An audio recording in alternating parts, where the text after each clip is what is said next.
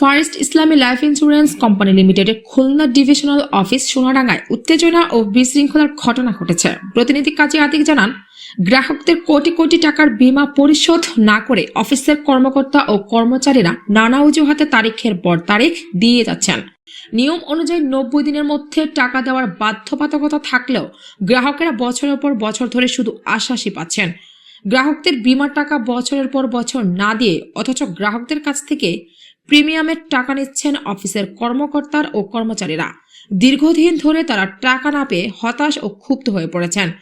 28 December রোববার সকালে গ্রাহকরা খুলনা নগরীর সোনাডাঙ্গা অফিসের কর্মকর্তাদের সামনে বিক্ষোভ প্রদর্শন করেন। ফারিস লাইফ ইন্স্যুরেন্স আমি বই করছি 10 বছর বেশি হয়ে 500 টাকা করে, আরো 4 বছর বেশি হয়েছে, টাকা দিচ্ছে না। প্রত্যেকবার আসলে সামনের মাসে করতে করতে 4 বছর হয়ে গেছে, এখনো কোনো টাকা পয়সা দেয় না। কাজ করতাম, ওই টাকা জমাইছি 500 টাকা করে প্রত্যেক মাসে। 10 বছরে শেষ হয়েছে, আর এদিকে হয়েছে প্রায় 4 বছর। আসিন আগে দরজাইনরা তো আমাকে মূল্যায়নই করে না, টাকা এই মাস ওই মাস সে বছর এরকম উল্টো পাল্টা কয়। সমস্ত মানুষে কান্দিছে, আমার ভাই করিছে এই 12 বছর শোধ হয়ে গেছে, কিন্তু আমার ভাই আসতে মাইতে একটা টাকা পায় না। তারা ঘরের ফ্যামিলিতে 7 জন মানুষ, সবাই 1000 টাকা করে এই ডিভিএস করছে, কিন্তু তারা আজ পর্যন্ত একটা টাকা পায় না। চাইলো কয় ঢাকায় যাও। ফার্স্ট লাইফ ইন্স্যুরেন্স টাকা জমা দিছি এই 10 বছর 6000 টাকা করে। আসলে টাকাটা খুব কষ্টে জমা দিছি, টাকা আমি পাচ্ছি না। 3 বছর হয়ে গেছে, 4 বছর হয়ে গেছে, টাকা গরিব মানুষ বুঝছেন, বাসায় কাজ করে। আপনি যদি একটু বলতেন ওনাকে সিরিয়ালের কথা বলতেন। আপনি ওই স্যারের কাছে যান, আমি কিছু বলতে পারবো না। কত নাম্বার সিরিয়াল করছেন ওরা? স্যারের কাছে যান। আমি তো বলছি আপনি আসলে একে বলতে টাকাটা জমা দিবেন, আসলে আপনাকে বলছে যে এখানে এত লোক টাকা পাবে, কেউ টাকা পাচ্ছে না, আপনি টাকা জমা দিলেন। এই যে জানি এমনি মাঝে বন্ধ ছিল, মনে করছে হয়তো কোনো কারণে বন্ধ, এই কারণে এই আপনি করে এখন কার কাছে টাকা জমা দিবেন? ক্যাশিয়ারের কার কাছে?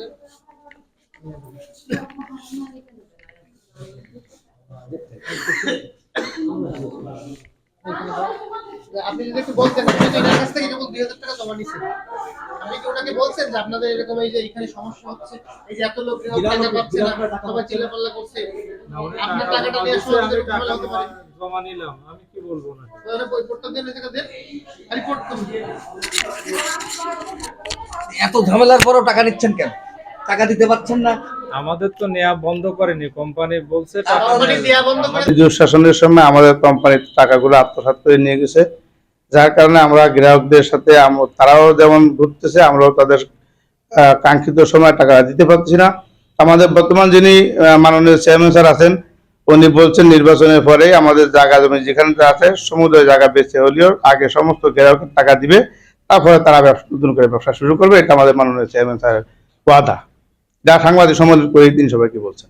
আপনি এখন যে বর্তমানে যাদের কাছ থেকে প্রিমিয়াম নিচ্ছেন তাদের কি বলেছেন যে আমাদের এরকম সমস্যা? হ্যাঁ, এরা জানে, সবাই জানে, যেহেতু অনেকে কেউ বলে না। না, এরা এই যে আজকে যেমন আপনারা আসছেন, এরকম তো প্রতিনিয়ত আমাদের এখানে লোকজন আসে, তারা জানে।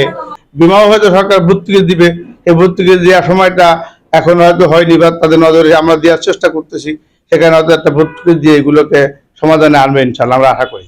টাকা দিয়েছেন? এক মাসে আমরা এখানে 7কে একজনে দিচ্ছি, বাগেরহাটে 2 জনকে দিচ্ছি, খুলনাতে 3 জনকে দেওয়া হয়েছে। 10,000 করে?